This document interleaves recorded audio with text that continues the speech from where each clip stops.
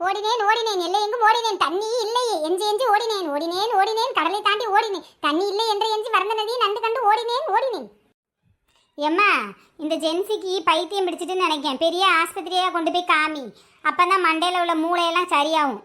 ஏன்டி லூஸ் மாதிரி பேசிக்கிட்டு இருக்க? என்னத்தை சொல்றேனே தெரிய மாட்டேங்குது. எதையாவது ஒன்று உருப்படியே சொல்றியா? ஏம்மா, இந்த வெயில அக்னியா கொதிக்குது இல்லம்மா. 33 டிகிரி இருக்கு. மாடியில போய் முட்டையை ஊத்து, ஆம்லேட்டா வந்துடும். சிக்கன் பிடிச்சிடலாம் கேஸ் ஸ்டவ்லாம். ஆனால் இந்த வெயிலில் ஒரு செகண்ட் கூட என்னால் இருக்க முடியாது. ஊட்டி கொடைக்கானல் எங்கேயாவது கூட்டிகிட்டு போமா. ஆமாட்டி, உங்கள் அப்பன் கட்டுக்கட்டா பணம் சேர்த்து வச்சிருக்கான். எடுத்துகிட்டு போய் கறியாக்க அல்ல பேசுவாள்ட. இங்கே அன்னாட நம்ம சுவார் பண்ணி திங்கிறதுக்கே தன்னால் கஷ்டப்பட்டுட்டு கிடக்குது. எவனாவது ஏதாவது ஹெல்ப் பண்ணுவானா மாட்டானு. இதில் வேற அதையும் இதையும் பண்ணணுமா? ஏமா இந்த பஞ்ச பாட்டு பாடுற? ஐயோ, இந்த பிள்ளையோட வாய்ஸும் மாறிட்டு என்னமா ஆச்சு? எம்மா இப்பவுமே எடுத்துகிட்டு போமா மென்டல் ஆஸ்பத்திரிக்கு. ஏடி, காது மூக்கு கண்ணு எல்லாம் நல்லா தானே இருக்கு. வேற எதுவும் கோளாறு வந்துட்டா? இல்லம்மா. எம்மா கன்ஃபார்மாக பைத்தியம் முத்திட்டு கூட்டிகிட்டு போயிரு. அட்லீஸ்ட் வைகை ஆற்றை காட்டி கூட்டிகிட்டு போமா.